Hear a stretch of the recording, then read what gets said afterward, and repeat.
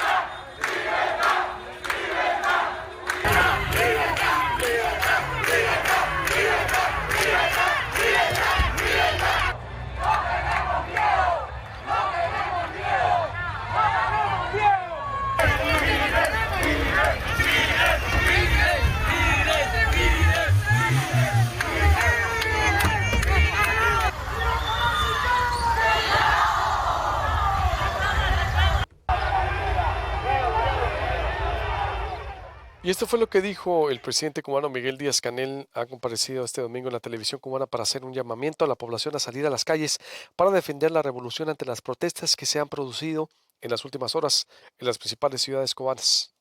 No vamos a admitir que ningún contrarrevolucionario, mercenario, vendido al gobierno de los Estados Unidos, vendido al imperio, recibiendo dinero de las agencias, dejándose llevar por todas estas estrategias de subversión ideológica, vayan a provocar desestabilización en nuestro pueblo. Y habrá una respuesta revolucionaria.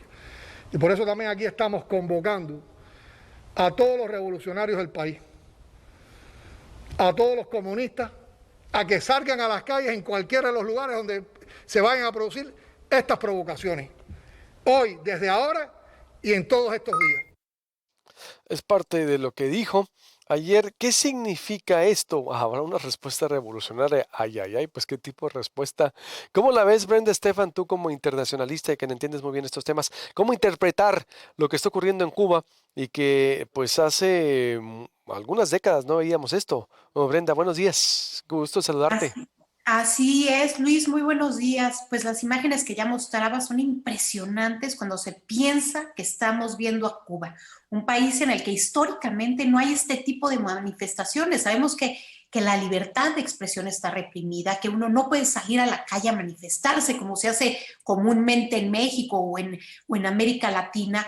Cuba es un país donde el mismo sistema de gobierno y también pues el adoctrinamiento de cierta manera evitan que la gente salga a las calles en este tipo de protestas que no se habían visto, ya lo decías, en décadas. Por ahí en el 94, en el verano del 94, hubo el famoso maleconazo, que fue las últimas protestas que se habían visto en la isla, pero que no tuvieron las dimensiones de lo que vimos este domingo. De manera que sí es un día que marca la historia de Cuba y que desde luego se presta a toda esta enorme lucha discursiva, ¿no? De quienes quieren ver esto en tonos de blancos o negros, entre comunismo contra capitalismo.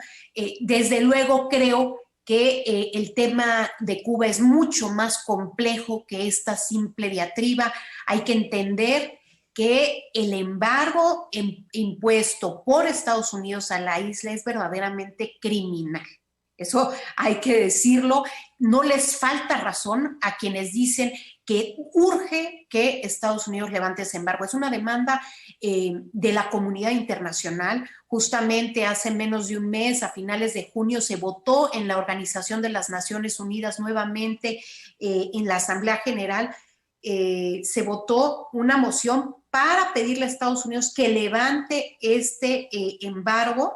Esta moción se ha votado cada año durante 29 años y siempre la comunidad internacional está en contra de esta medida que es absurda, que es extraterritorial, etcétera, pero que también hay que decirlo, el gobierno de Cuba utiliza este embargo impuesto por Estados Unidos para justificar todas las carencias de Cuba, cosas que ni siquiera tienen que ver con ello, como es, por ejemplo, el campo cubano y algunos otros temas, la pesca, etcétera, pues las vinculan siempre al tema del embargo, aunque es difícil poder establecer esa conexión, de manera que al gobierno cubano también le ha quedado cómoda esa muleta política de echarle la culpa de todo a Estados Unidos, aunque es innegable el daño criminal, diría yo, que ha hecho el embargo estadounidense a la economía de la isla. Y no, digamos, si van a llevar a cabo sanciones, hay sanciones, Luis Alberto, más acordes con el mundo en el que vivimos, en donde se puede enfocar en un específico grupo de personas, los dirigentes de un país, los tomadores de decisiones, donde se congelen sus cuentas bancarias, donde se les prohíban viajes, visas, etcétera, pero no este tipo de medidas que tienen unas consecuencias muy duras para la población en general. Oye, pero ¿qué estaría detrás de todo esto? ¿Por qué sale la gente? Es decir, porque exactamente, como que veo que aprovecha Cuba para recordarle al mundo este embargo que fue más o menos que en 1959 por ahí, ¿no? Es decir, en los 60, es decir, empezó este embargo comercial, económico y financiero, ¿no? Impuesto pues, sobre la venta de armas a Cuba, es decir, si podemos recordar un poco ahí, y veo que aprovecha para salir toda esta situación, y el mismo presidente Andrés Manuel López Obrador también, ya ves su posición ayer que coincide con lo que estás diciendo, y aprovechan los que están contra el actual régimen, así como el actual régimen para recordarle al mundo su posición frente a Estados Unidos. Es una situación Ya. compleja que se mezcla. Coincido con el presidente López Obrador en el tema del embargo, sí, en que es importante que se levante, pero difiero, digamos, en el sentido que defiendo la libertad del pueblo cubano. Es decir, no solo la posibilidad de determinarse y de manifestarse, sino la libertad. Yo creo que es inadmisible en el mundo en el que hoy vivimos que siga habiendo dictaduras donde se prohíba las libertades esenciales para un ser humano, como es la libertad de expresión. Pero respondiendo a tu pregunta, eh, lo que detona esto, digamos, es una serie de complicaciones económicas y sanitarias que hemos visto, por ejemplo, en América Latina, cómo la pandemia ha generado movilizaciones políticas en países como Colombia, como Brasil. Bueno, pues en ese sentido, la pandemia está en su punto más álgido en la isla. Este fin de semana se reportaron 7,000 nuevos casos el domingo confirmados y 32,000 personas estaban hospitalizadas el domingo. En las últimas horas antes de la pandemia, las últimas 24 horas antes de las manifestaciones, perdón, había habido cerca de 50 muertes, que para una población de aproximadamente 11 millones de personas son muchas.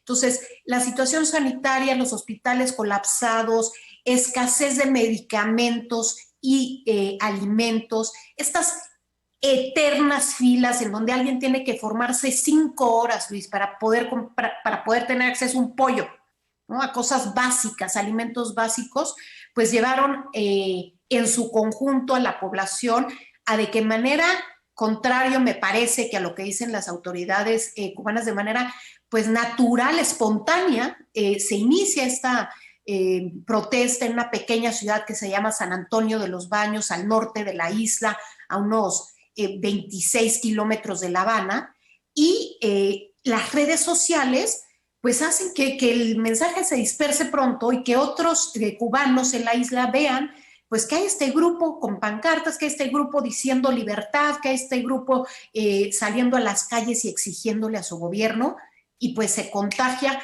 como en los campos baldíos que están secos, donde hay una chispa y rápidamente se prende. Pues eso, en una realidad tan severa como la que vive Cuba, pues prendió de una manera impresionante en unas cuantas horas. Y bueno, el respaldo de la comunidad cubanoamericana y de la comunidad cubana en otros países que se manifestó en las embajadas para hacer eco de estas protestas que se dieron en Cuba. Y pues lo que decías, ¿no? El siempre, desde luego, utilizar el pretexto del embargo por parte del gobierno cubano y decir que se trata de una manipulación, ¿no? Pero la realidad es que ciertamente esta situación extrema en la que se encuentra el país, no la parte del control político y de la falta de libertades básicas, pero sí la parte económica, sin duda, tiene un componente ligado a los embargos que, si bien decías tú, existen desde el año 59 con el triunfo de la revolución, como que a buena parte del mundo pasó desapercibido que durante la administración Trump se exacerbaron de manera importante estos controles. Es decir, hay una ley, por ejemplo, la ley Helms-Burton, que existe desde el gobierno de Bill Clinton y que pues estaba ahí, se aplicaban las partes más sencillas de la ley, y los presidentes estadounidenses desde la Casa Blanca firmaban que ese año no se iban a aplicar varios capítulos de esta ley. Sin embargo, desde que llega Donald Trump, él echa a andar el capítulo 3 de esta ley, que hace que las empresas que operen propiedades que hubiesen sido confiscadas durante la Revolución Cubana a sus dueños originales serán sometidas a juicios y a multas. De manera que, por ejemplo, si el Grupo Melía tiene hoteles en la isla, o si una compañía de cruceros llegaba a uno de los muelles, pueden ser demandadas en las cortes estadounidenses y tener que cubrir esas multas por estar operando en propiedades que una vez fueron de la propiedad privada y no del Estado cubano. Esto ha traído, desde luego, pues, que las pocas inversiones que había en la isla se espantaron, que no hay cruceros, que no hay, digamos que la inversión está con mucha incertidumbre y ha complicado las cosas económicas para la isla. Estoy de acuerdo, además, en una era de Guerra Fría, ¿no? Vamos a decirlo, de paranoia comunista, ¿no? Como era en ese momento Estados Unidos contra Cuba, y ya, por favor, eso ya cambió mucho. Bueno, aunque utilizaron a América Latina y a Cuba y como laboratorios, yo creo que sí es un debate interesante internacional que se abre. Estaremos en contacto, en verdad, Brenda, muy interesante el debate, y por supuesto te seguiremos consultando. A conclusión del tema, ¿algo más que quieras agregar que no te haya preguntado?